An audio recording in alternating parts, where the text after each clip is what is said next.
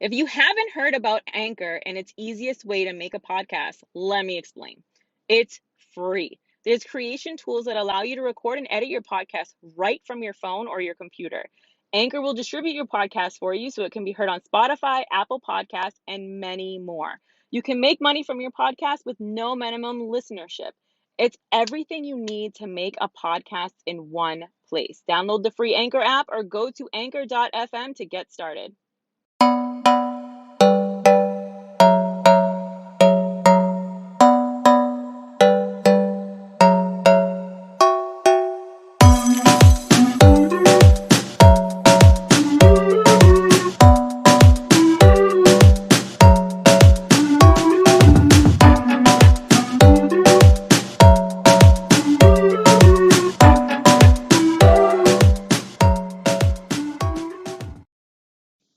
Welcome to the Rookie American podcast. I'm your girl, Lisette Carter. Thank you for tuning in.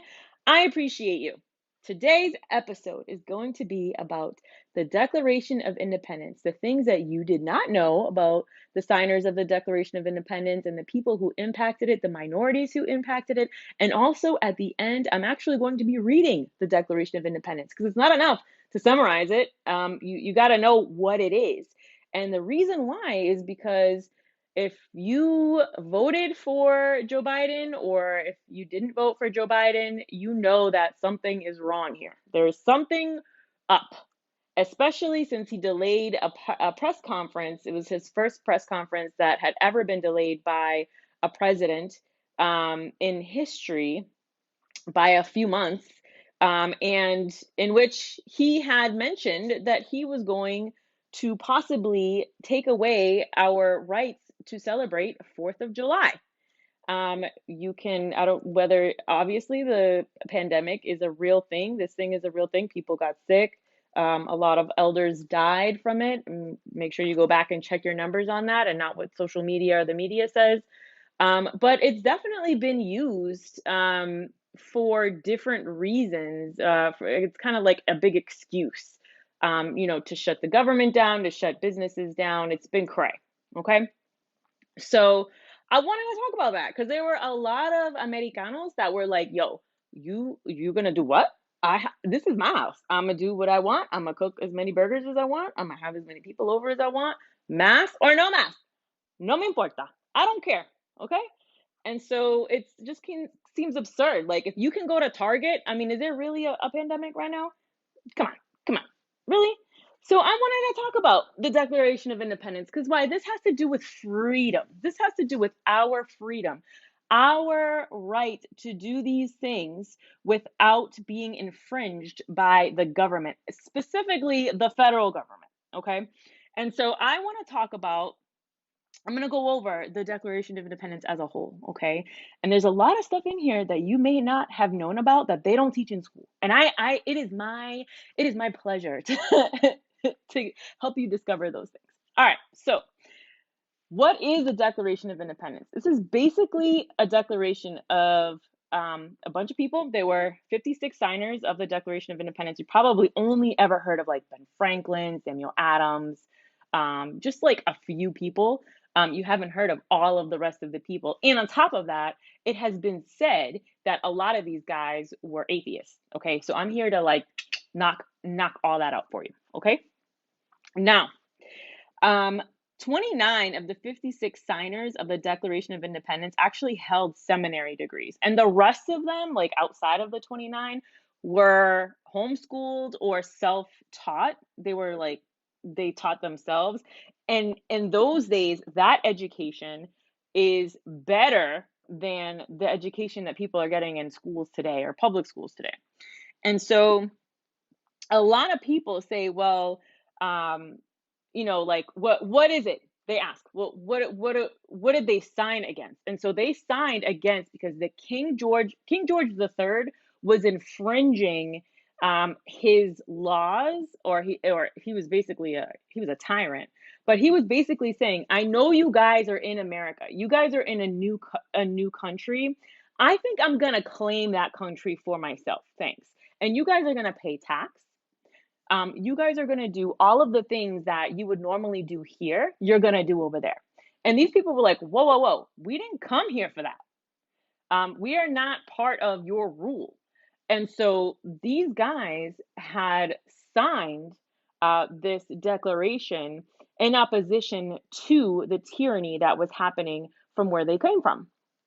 And so, or I mean, from what they understood, I mean, the British were coming to this land and they were forcing these laws. And so these guys had enough of it. They were like, "Look, man, we don't want to deal with this. Okay? This is not what we came here for. We came here to have freedom. We're going to start a new government. We're going to get the colonies together and we're going to have our own this is why people came to the new world, okay? So that they can create a new government of that was free, that was separate from all of the other nations that were tyrannical nations. I mean, it wasn't just Britain. It was a lot of other countries that had been that way, that had adopted a church-run state, which if you've heard my the original intent of socialism podcast, church-run state is basically saying this is how our government is going to be, the kind of like it ties to the religion, whatever religion we choose to, or whatever religion the king, or whatever tyrannical power is in the seat at the moment, whatever they believe in. And they could just make up stuff. And so, like, if you didn't go to, like, let's say, for example, when the Puritans came over, if you didn't go to church every Sunday, they would, their church, they would imprison you, or they would beat you, or they would kill you. So you weren't allowed to have a Bible to read for yourself. The priest had to interpret the Bible for the people. Even, and they had no idea what was in it. And they knew, the people in power knew, the kings and queens knew that if people, the civilians or commoners, were to get the Bible, that they would know that they had freedom under Jesus Christ, that God was no respecter of persons. And at that time, they wanted the king and queen to be worshiped, not so much the freedom in Jesus Christ. So it's important that you understand that those guys came here to separate themselves. They said, we want freedom to worship God the way we want to worship him. We don't want to do it under a tyrannical government. And so this is what they were signing. They were signing not a petition, a declaration of like, look, we don't want anything to do with that anymore. And so some people had said that, like the people like Ben Franklin, he was an atheist. He was one of the signers. He was actually, his story is actually vastly misrepresented in history and in a lot of history books, where people, there was a gentleman, I can't remember his name, but he was a reverend, and uh, he had sent Benjamin Franklin a letter saying, "Hey, I just want to make sure," this was like when he was late in his life. "I just want to make sure that you know Jesus Christ, because I don't want you to die." And I'm paraphrasing this. "I don't want you to die not knowing the Lord and not going to heaven." True friend, true friends do that, right? That's what they do. And Benjamin Franklin replied, "Yeah, I do. I have studied the works. I understand what the Bible is." He actually even started he started schools to help African Americans learn Christianity. A lot of people don't know that. And so the letters in those days were like us texting. Like, there's so much evidence of what was written at the time, that you can see the intention, you can see what they believed in, all of the scriptures that they wrote to back their beliefs, to back all of the laws that they wrote, because the laws that they wrote to govern this land were all backed by scripture, right? And so that's how we know the faith of the believers. And so a lot of history books that kids bring home from school omit that information. They don't have any of that information, and they might not even have any footnotes as to where the history is coming from. And so it's super important that when you're looking at the history of the founding fathers, that you figure out where are the original documents for the founding fathers. Where are these letters? And a lot of them, the majority of them right now, are in the hands of David Barton, who is like the premier historian in the United States, where he ties the biblical aspect of the nation to the founding fathers and to all of these documents. And so It was Reverend Ezra Stiles who had sent Benjamin Franklin this letter, and so it was interesting to see the difference between having the documented proof as to what Benjamin Franklin actually believed in, one of the signers of the Declaration of Independence, as opposed to like a modern history book that you see in a public school. So, and make sure you go back and listen to the last podcast on Massachusetts and the original intent of public school. That is super mind blowing too, because it's nothing at all what it is today. Okay.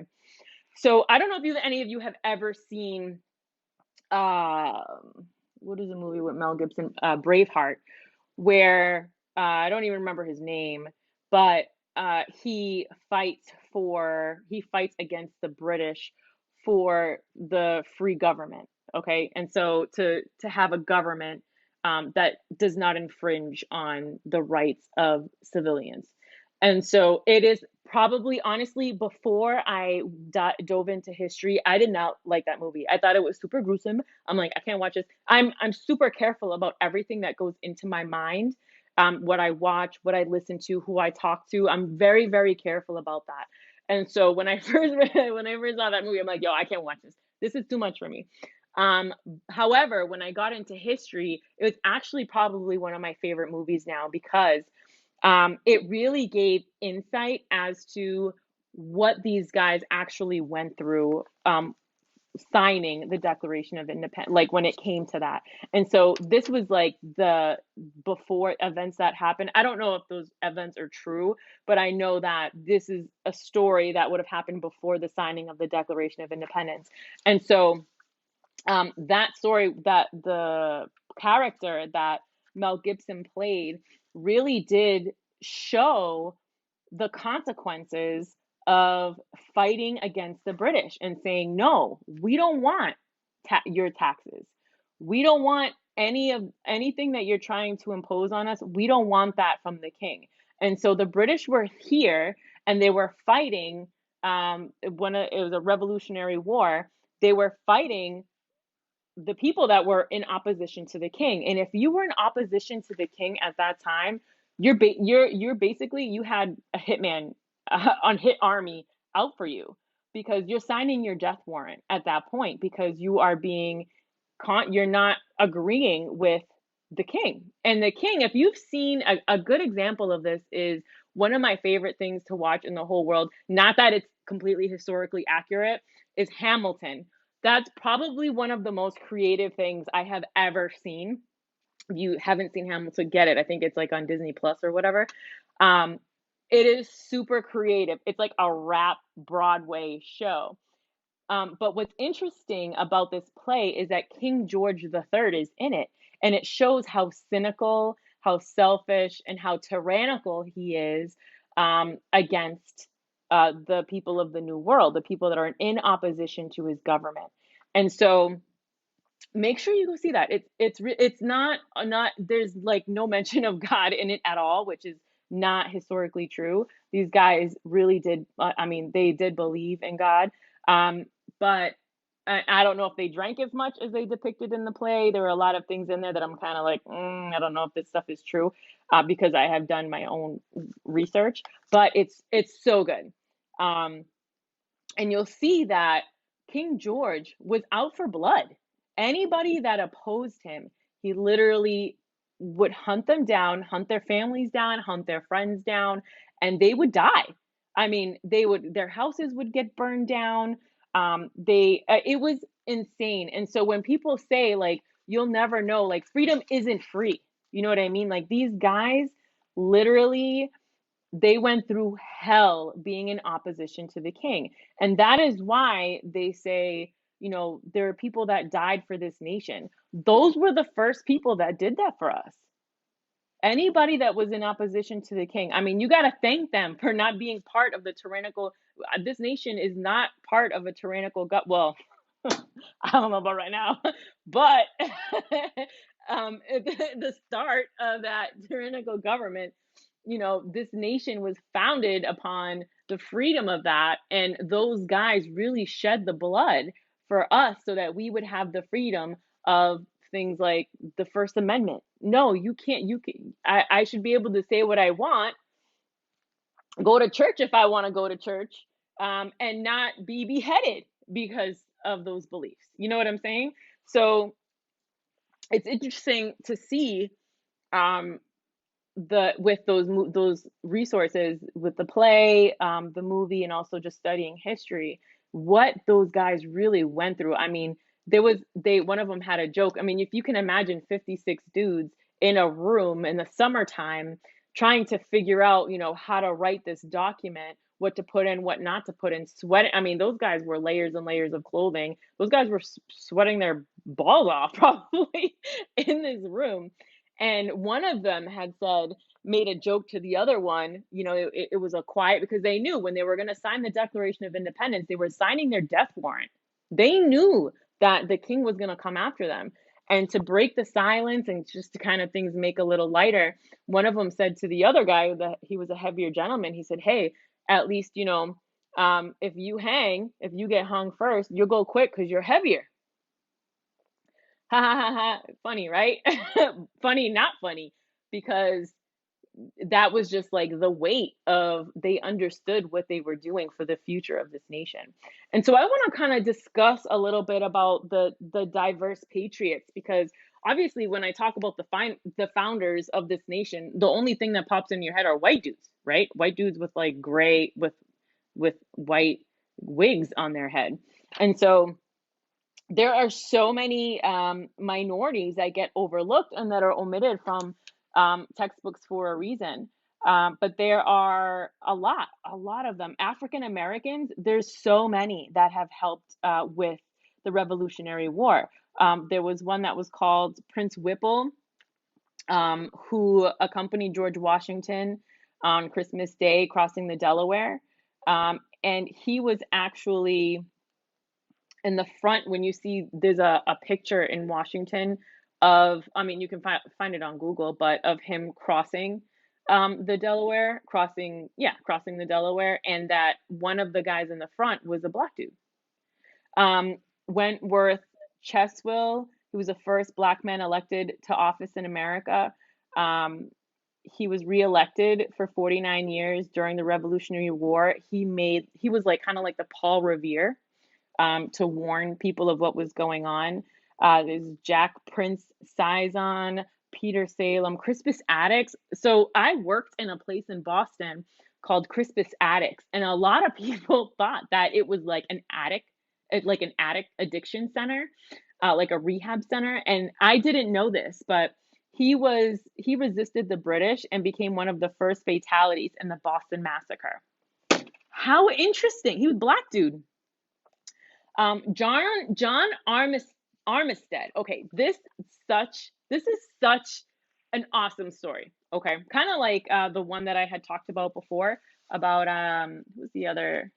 He was the other black dude who he was the first guy to preach to Cherokee Indians. Oh my gosh, that was such an amazing story. John Morant. Okay, but that was in my last podcast or two podcasts ago. James Armistead. Okay, so this dude was a slave in Virginia, and he personally witnessed the war. Okay, and so he he asked permission to go fight in the war. So he joined with General Marquis de Lafayette. So Lafayette, if you've seen Hamilton too, Lafayette was the French. He was like a French ally, and so he served with Lafayette to come and fight for the war. And so Lafayette was tasked by George Washington. Okay. So this dude, this is so interesting. So Lafayette was like, bro, I need you to pretend that you are an escaped slave and go into the British camp. And he was like, all right. So he pretended to escape. He posed as an escaped slave and went into Benedict Arnold, who is the dude who went. Benedict Arnold was for the British. He was fighting with them. And he said, hey, I'm an escaped slave. How can I help you guys? But he was really a spy. And so they liked him so much, Arnold and Lord Cornwallis, who actually fought with him as well. They trusted him so much that they were like, dude, you should go spy on the Americans and bring us intel from them too. He was a double spy. So he was the one that he learned that they had moved 10,000. There was like a fleet of British people coming to Yorktown. And so he relayed that to Lafayette, and he was able to avoid, when the Battle of Yorktown had happened, they were able to avoid all of that. So it says here, taking the valuable information, Washington quickly moved American forces to Yorktown so that they wouldn't come through there. And the French fleet blocked the British Navy and kept his reinforcements from reaching Cornwallis. The Battle of Yorktown ensued, and Cornwallis, without extra troops or the Navy to rescue and remove his own troops, finally surrendered. So if it had not been for that crucial information, and then I'm getting this from the American Story from David and Tim Barton, which are my favorite historians. I've talked about them throughout this entire series. I love their stuff. Um, they wouldn't have they brought victory at the end for the War on Independence. These dudes had a key um, he had a key James Armistead had a key role to play in that. And why does that get overlooked? Now, granted, this guy went back to his master, his because he was a slave. He was originally a slave in Virginia. They didn't grant um, freedom for slaves yet, or he didn't qualify for freedom under the law in Virginia at the time in 1784. But he was presented to the members of the legislature with what he did, and eventually he got his freedom because of that.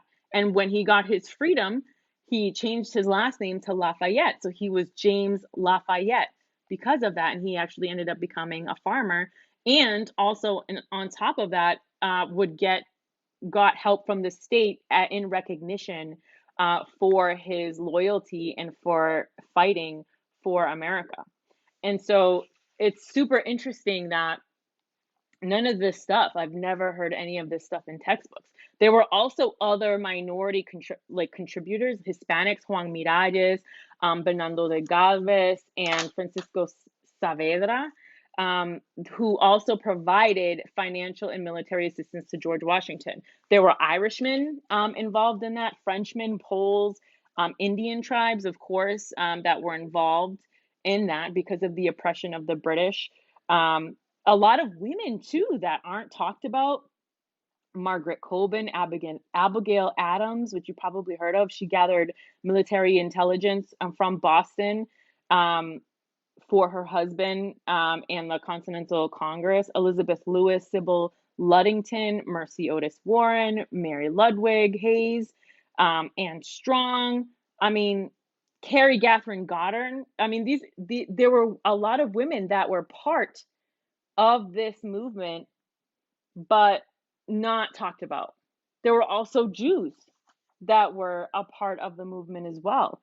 And so a lot of people, why is it that information, like, explain that? Why is that information omitted from textbooks?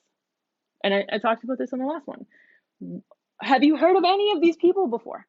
I hadn't before reading all about this. We really do have to do our due diligence to educate our children on the importance of doing research on our own, looking up the information on our own, and not relying on public school system or any school system. Look, I have a friend, she has a daughter in a Christian school. She was super grateful for it because they were still open during the pandemic. However, a lot of the stories that she tells me, I'm like, is this even a Christian school? Like, what are these guys what are these guys doing? Because some of the things that they're teaching, or some of the kids that go to the school, I just don't understand. And so, you've got to really look at what your kids are learning about history. And I say this because what you learn in history will shape your view of America, therefore will create belief systems on the foundation of America. And will shape you in the way that you should be voting. And so if you don't know the accurate history, if you don't know about all of these people that had a hand in the Revolutionary War, the people that had a hand in opposition to the British, you're just going to think that a bunch of white men signed it, and they signed it because they wanted this to be, and this is what some people are saying right now, that they wanted this to be a pure white nation, when clearly there was the minorities, tons of minorities had a hand in America becoming free. Isn't it interesting that none of that information is given, especially in public schools? This stuff is fascinating to me. I'm so proud to be an American. Honestly, like I'm Puerto Rican. I'm super proud to be Puerto Rican. I love that my parents moved me out there when I was young, so that I could appreciate the culture that I come from, the bloodline that I come from. I'm very appreciative of that, and I can be both. I'm very appreciative of being an American citizen. Now because I know the story of the Declaration of Independence and the people that were behind it, that's literally my favorite outside of Jesus being born and resurrected. That's literally my favorite American holiday right now, because there's so much history in that. So look, I'm gonna read to you the Declaration of Independence, because I know some of y'all ain't even have never read it. You've never read it, and this will be in my book. The book may be a little bit delayed, with just as it always is with publishing.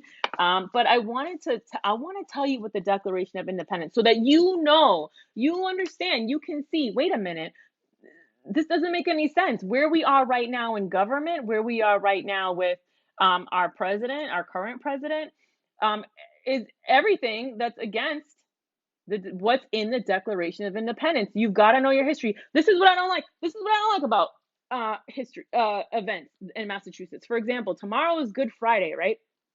We know that public schools do not like Jesus. Okay, they've been trying to kick Jesus out since the 60s. Why is it that y'all are celebrating Good Friday if you kicked him out, right? Same with 4th of July. Why are you celebrating 4th of July if you don't know why you're celebrating? Don't just do stuff because the American culture, or the current American culture, says that you should do them. Say you should get a day off. Say that you should go have hot dogs and hamburgers. It's not about that. You got to know the reason why. This is how I grew up. This is why I became the black sheep of my family. Is because I wanted to know, what's the reason why we're celebrating this? What's the reason why I'm confessing to a priest? What's the reason why I'm learning algebra? You couldn't give me an answer. I didn't want nothing to do with it. What's the reason why we celebrate? Like, where did the word Easter come from?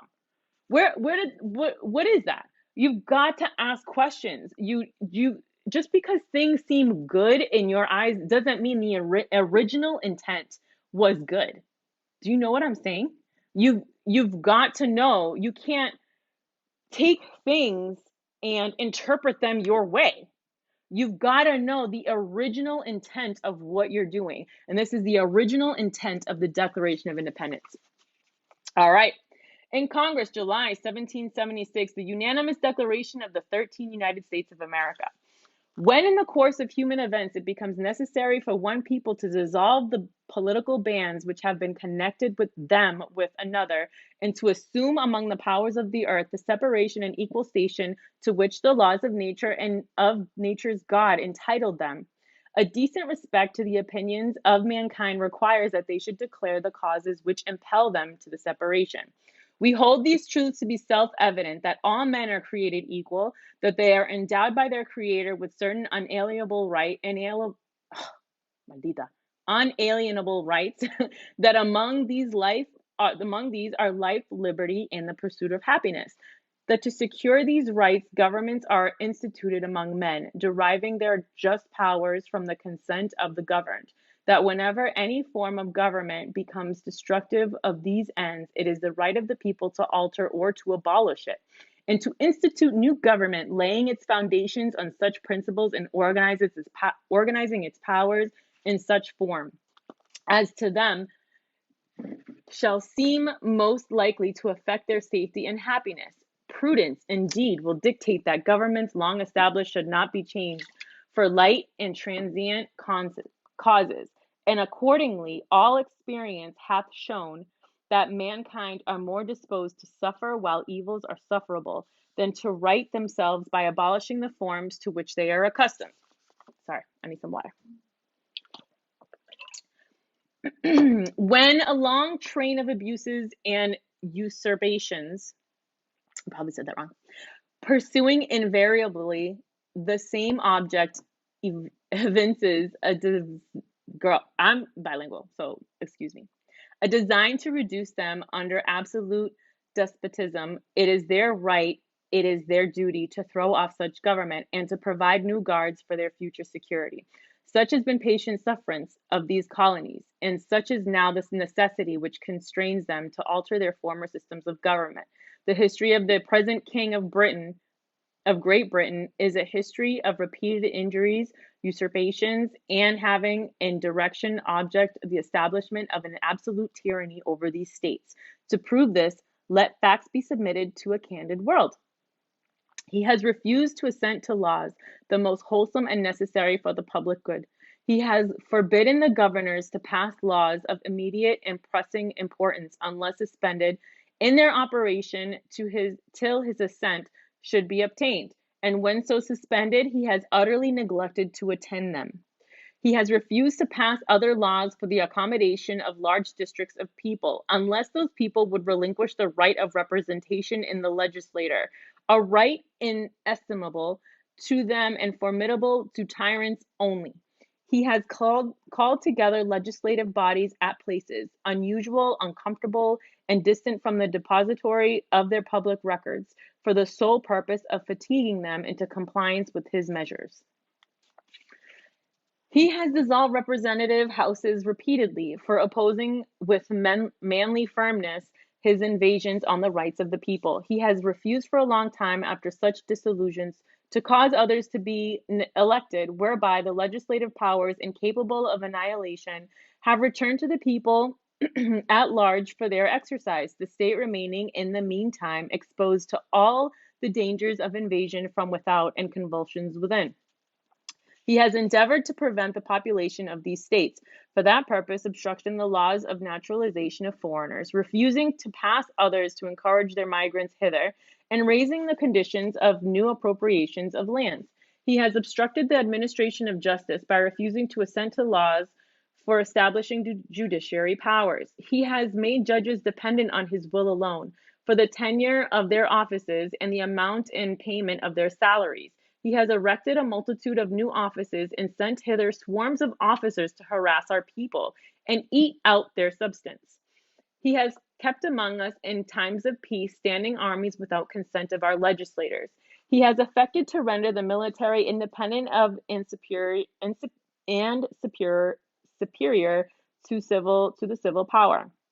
He has combined with others to subject us to a jurisdiction foreign to our Constitution and unacknowledged by our laws, giving his assent to their acts and pretended legislation, for quartering large bodies of armed troops among us, for protecting them by a mock trial from punishment for any murders which they should commit on the inhabitants of these states, for cutting off our trade with all of the parts of the world, for imposing taxes on us without our consent, for depriving us in many cases of the benefits of trial by jury, for transporting us beyond seas to be tried for pretended offenses, for abolishing the free system of English laws in our neighboring province, establishing therein an arbitrary government, and enlarging its bodies as to render it at once an example and fit instrument for introducing the same absolute rule into these colonies, for taking away our charters, abolishing our most valuable laws, and altering fundamentally the forms of our governments,